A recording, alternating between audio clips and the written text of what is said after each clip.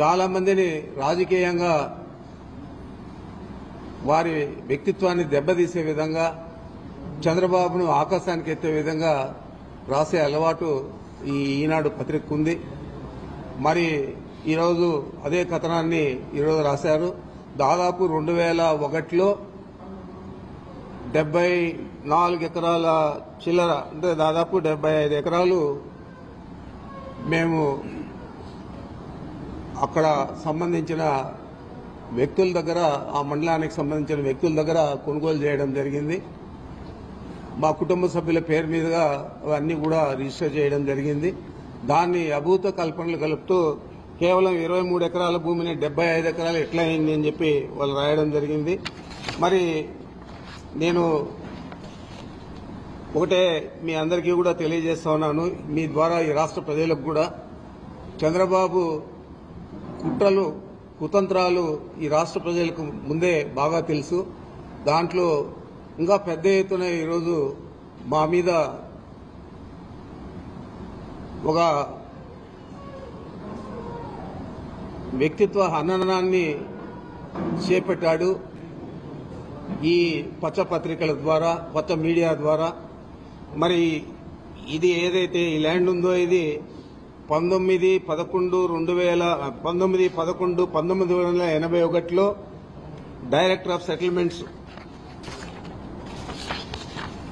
మాకెవరైతే అమ్మారో వాళ్లకు ఆర్డర్ ఇవ్వడం జరిగింది. ఆర్డర్ ఇచ్చేదే కాకుండా అది ఆ తర్వాత రెవెన్యూ వాళ్ళు ఇంప్లిమెంట్ కూడా చేయడం జరిగింది. ఆ తర్వాతే వాళ్ళ దగ్గర నుంచి మనం కొనుక్కోవడం జరిగింది. ఆ రోజు ఆర్డర్ సెటిల్మెంట్ డైరెక్ట్ ఇచ్చిన అసదుద్దీన్ అహ్మద్ అని చెప్పి ఐఏఎస్ ఆఫీసర్ ఇవ్వడం జరిగింది. ఇది ఈ కాపీ మీ అందరికీ కూడా చూపిస్తా ఉన్నాను. అవసరమైతే మీ అందరికీ కూడా జిరాక్సులు తీసి కాపీలు కూడా ఇవ్వడం జరుగుతుంది. అదేవిధంగా అక్కడేదో అధునాతన గెస్ట్ హౌస్ కట్టినామంటారు. 2001లో కొన్నప్పుడే అక్కడ రాత్రుల్లో బస చేయాలంటే పని చేసే వాళ్ళందరికీ కూడా ఒక సెక్యూర్డ్ ప్లేస్ ఉండాలని చెప్పి ఆ రోజే మేము అక్కడ కట్టడం జరిగింది. ఆ తర్వాత అప్పుడే మామిడి చెట్లు పెట్టడం జరిగింది. దాదాపు 24-25 సంవత్సరాలు అయితే ఈరోజు మళ్ళా అది అటవీ భూమి అన్యాక్రాంతం అయిపోయిందని చెప్పి మాట్లాడడం జరుగుతోంది. మీకు ఒకటే నేను తెలియజేస్తా ఉన్నాను, కిరణ్ కుమార్ రెడ్డి ముఖ్యమంత్రిగా ఉన్నప్పుడు వెంకటరమణారెడ్డి అని చెప్పి ఏదైతే ఒక తెలుగుదేశం పార్టీ నాయకుడు ఉన్నాడో అతను ఆ రోజు ముఖ్యమంత్రికి కంప్లైంట్ ఇస్తే కిరణ్ కుమార్ రెడ్డి దాని మీద సర్వే చేయించి అదంతా కూడా రెవెన్యూ వాళ్ళు, ఫారెస్ట్ వాళ్ళు జాయింట్ సర్వే చేసి ఇది ప్రైవేట్ ల్యాండ్, ఇది ఫారెస్ట్ డిపార్ట్మెంట్కి సంబంధం లేదని కూడా తేల్చడం జరిగింది. అదే మళ్ళా 2014లో అదే వెంకటరమణారెడ్డి మళ్ళా చంద్రబాబుకు ఒక పిటిషన్ ఇస్తే ఆ పిటిషన్ ద్వారా మళ్ళా ఎంక్వైరీ చేయించి మళ్ళా అదే తేల్చడం జరిగింది. వాళ్ళు హైకోర్టులో కూడా వెంకటరమణారెడ్డి వేస్తే హైకోర్టులో కూడా దాని మీద ఉత్తర్వులు ఇవ్వకుండా డిస్మిస్ చేయడం జరిగింది. మరి ఈరోజు ఆ భూమిని 23 ఎకరాలు 75 ఎకరాలు కావాలంటే ఎలాగా ఇచ్చాడు ఇతను సెటిల్మెంట్ డైరెక్టర్. మరి ఆ భూమి ఎక్స్టెంట్ కూడా 75 acres 74 cents అని ఇచ్చారు. సర్వే నంబర్లు వచ్చి 295, 296 అని ఇచ్చారు. మరి ఇంత క్లియర్ గా ఇచ్చాడు. ఇచ్చేదే కాకుండా ఫారెస్ట్ గెజెట్ ఉంటుంది. ఫారెస్ట్ గెజెట్ లో 1968లోనే అది వాళ్ళు పక్కకు పెట్టేశారు. ఆ ఫారెస్ట్ గెజెట్ కూడా మీకు చూపిస్తా ఉన్నాను. ఇది forest gazette.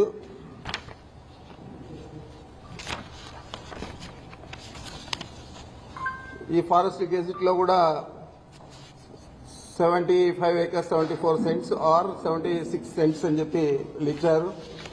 Right of way కూడా 30 అడుగులు దారి కూడా దీనికి ఇవ్వడం జరిగింది. ఇదే దారి. ఇది గెజెట్ ఎవరికైనా కానీ పబ్లిక్ డొమైన్ లో అవైలబిలిటీ ఉంటుంది, చూసుకోవచ్చు. అదేవిధంగా ఈ రోడ్డు వేసేదానికి అంతకుముందు అయితే కార్ట్ ట్రాక్ కూడా అది మనం పక్కా రోడ్డు వేసేదానికి కూడా మేము అప్లికేషన్ పెడితే అక్కడ ఉన్న డ్వెల్లింగ్స్ కు వీటికన్నిటికీ కలిపి అక్కడ ఉన్న రైతులకంతా కూడా అవసరం అని చెప్పి ఆ రోజు మన అంటే కాంపిటెంట్ అథారిటీ అంటే ఫారెస్ట్ డిపార్ట్మెంట్ PCCF ఢిల్లీతో సంప్రదించి వాళ్ళ పర్మిషన్ తీసుకొని 27/6/22లో బ్లాక్ టాప్ రోడ్ వేసుకోవచ్చని చెప్పి పర్మిషన్ కూడా ఇచ్చింది. మరి ఆ ఎక్స్టెంట్ కూడా ఈ విధంగా ఉంది. దీనంతా కూడా అభూత కల్పనలతో రాసి ఒక అబద్దాన్ని 10 సార్లు 20 సార్లు చంద్రబాబు ఏ విధంగా చెప్తాడో ఆ విధంగా ఈ పచ్చ పత్రికలు పచ్చ మీడియా అంతా కూడా చెప్పి దీన్నంతా కూడా గ్లోబల్స్ ప్రచారంగా చేసి మా వ్యక్తిత్వ హననాన్ని చేపట్టే విధంగా ఈ పత్రికలు మీడియా చేస్తా ఉన్నాయి. తప్పకుండా వీళ్ళ మీద గతంలోనే మేము చర్యలు తీసుకున్నాం. చిత్తూరు కోర్టులో ఒక మీడియా సంస్థ మీద 50 కోట్లకు, ఈనాడు ఈటీవీ మీద 50 కోట్లకు నష్టపరిహారాన్ని కూడా పరువు నష్టపరిహారాన్ని కూడా వేశాం. మళ్ళా దీని మీద కూడా వేయడం జరుగుతుందని కూడా తెలియజేస్తా ఉన్నాను. మరి ఆయన తానా అంటే ఉప ముఖ్యమంత్రి గారు పవన్ కళ్యాణ్ గారు తందానా అంటాడు. అప్పుడే ఏదో జరిగిపోయింది, మొత్తం దోచేశారు, దీని మీద ఎంక్వైరీ చేస్తా ఉన్నాం, తగిన చర్యలు తీసుకుంటామని చెప్పాడు. ఇదే పెద్ద మనిషి ఎన్నికల ముందే చెప్పాడు 40,000 కోట్లు ఇసుకలో దందా చేశాడు పెద్దిరెడ్డి, 40,000 కోట్లు దోచేశాడని చెప్పారు. మరి ₹1 తినింటే ₹1 దోచేస్తుంటే ఎందుకు కానీ యాక్షన్ తీసుకోలేదని అడుగుతా ఉన్నాను. ఏ విధమైన యాక్షన్ తీసుకోకుండా మా ఫైల్స్ చూస్తే తెలుస్తారు మీకు ఏం రాశాను నేను అని చెప్పి. మరి ఆ విధంగా రాసినాను కాబట్టి ఈరోజు నన్ను ఏది ఎదిరించలేకుండా దాని గురించి మాట్లాడడం లేదు. ఇదే పెద్ద మనిషి ఆ రోజు ఎన్నికల్లోనే నేను రెడ్ శాండిల్ అంతా కూడా ఎక్స్పోర్ట్ చేశాను, ఆయన చేసిందంతా కూడా నేపాల్లో పట్టుబడింది, దాని మీద మేము అధికారంలోకి వస్తానే చర్యలు తీసుకుంటానని చెప్పాడు ఇదే పవన్ కళ్యాణ్ గారు. మరి నువ్వు ఫారెస్ట్ మంత్రి అయ్యావు, ఉప ముఖ్యమంత్రి అయ్యావు, మరి నేపాల్కి పోయి ఎందుకు గాను అక్కడ ఉన్న రెడ్ శాండిల్ తెచ్చి నేను చేస్తుంటే నా మీద ఎందుకు యాక్షన్ తీసుకోలేదని అడుగుతా ఉన్నాను. ఏది కూడా లేకుండా ఒక వ్యక్తిత్వ హననాన్ని చేపట్టే విధంగా ఈ ప్రభుత్వంలో ఉన్న పెద్ద మనుషులందరూ కూడా పనిచేస్తా ఉన్నారు. ఈ రాష్ట్ర ప్రజలందరూ కూడా గమనించాలని నేను కోరుతా ఉన్నాను.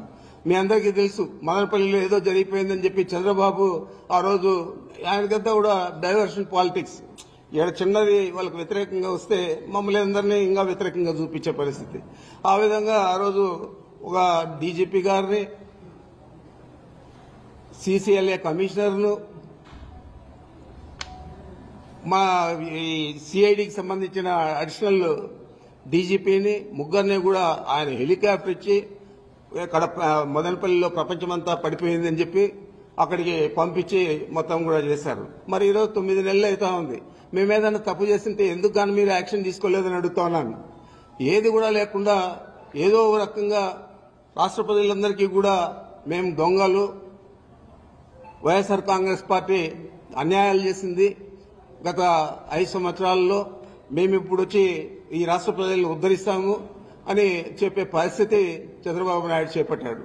నేను ఒకటే అడుగుతా ఉన్నాను, అయ్యా నువ్వు అన్ని హామీలు ఇచ్చావు, అబద్దం మీద అబద్దం చెప్పావు, అబద్దం చెప్పకుండా చెప్పావు, మరి ఇన్ని సూపర్ 6 అన్నావు, సూపర్ 7 అన్నావు, మరి నిన్నటి పరిస్థితి ఏంది అని అడుగుతా ఉన్నాను.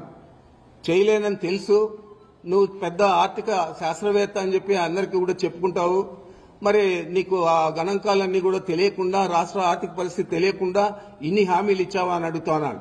ఇన్ని హామీలు ఇచ్చి ఈరోజు ఆయన నేను చేయలేనని చెప్తా ఉన్నాడంటే ఎంత నిస్సిగ్గుగా అబద్దాలు చెప్పి అధికారంలోకి వచ్చి ఈరోజు రాష్ట్ర ప్రజలను మోసం చేసావో ఒకసారి ఆలోచన చేయని చెప్పి అడుగుతా ఉన్నాను.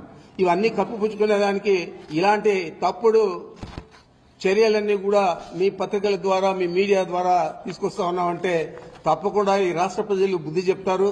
ఈ మీడియాకు, ఈ పచ్చ పత్రికలకు, అదేవిధంగా నీకు అని కూడా చంద్రబాబు నాయుడికి ప్రత్యేకంగా నేను తెలియజేస్తా ఉన్నాను. ఇంకేమన్నా ఉంటే చెప్పండి.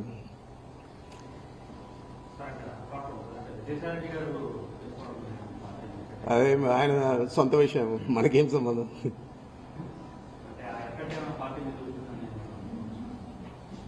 ఎంతమంది పోయినా ఎప్పుడు మొదలైంది పార్టీ. ఆయన ఎంపీగా, మా నాయకుడు జగన్మోహన్ రెడ్డి గారి ఎంపీగా, వాళ్ళ తల్లి ఎమ్మెల్యేగా ఇద్దరితో ఈ వైఎస్ఆర్ కాంగ్రెస్ పార్టీ పుట్టింది. మరి ఎంతమంది పోయినా ఎంతమంది వచ్చినా తిరిగి అధికారంలోకి జగన్మోహన్ రెడ్డి గారు రావడం ఖాయం. తప్పకుండా ఇప్పటికంటే ఎక్కువ మెజారిటీతో అన్ని రాష్ట్రంలో అన్ని జిల్లాల్లో కూడా మెజారిటీ సాధించడం ఖాయం. ఈరోజు ప్రజలందరూ మనం చూస్తా ఉన్నాం. ఎన్ని హామీలు ఇచ్చారు, ఏదైనా చేశారా? ఏదో అరాకొరా ఇచ్చే పెన్షన్లలో కూడా ప్రతి నెల కూడా కొన్ని తీసేస్తా ఉన్నారు. ఇప్పటికే 3 లక్షల చిల్లర తీసేశారు.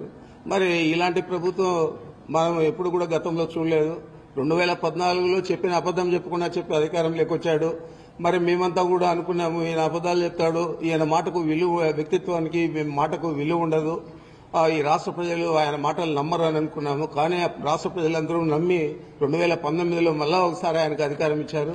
మరి ఈరోజు రాష్ట్ర ప్రజలే కాదు, ఈ రాష్ట్రం కూడా ఆర్థికంగా చాలా వెనుకబడైపోయే పరిస్థితి ఉంది. మరి దీన్ని రాష్ట్ర ప్రజలు గమనించాలా. రాబోయే రోజుల్లో ఆయన చేసిన తప్పు చేయకుండా సరిదిద్దుకోవాలని చెప్పి మీ ద్వారా కోరుతా ఉన్నాను.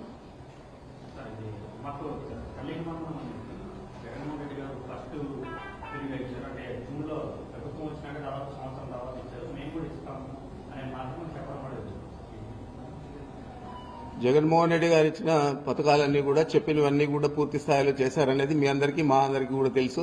ఆయన ఒక క్యాలెండర్ డేట్లు ఇచ్చి పలానా రోజు పలానా పథకాన్ని అమలు చేస్తామని చెప్పి ఇచ్చి ఆ విధంగానే అమలు చేశారు.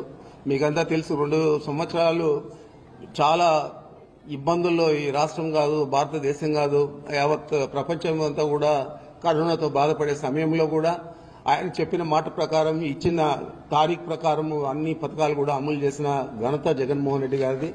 మరి అలాంటి వ్యక్తిత్వము, అలాంటి మానవీయ విలువలు చంద్రబాబుకు ఉన్నాయని నేను అడుగుతా ఉన్నాను.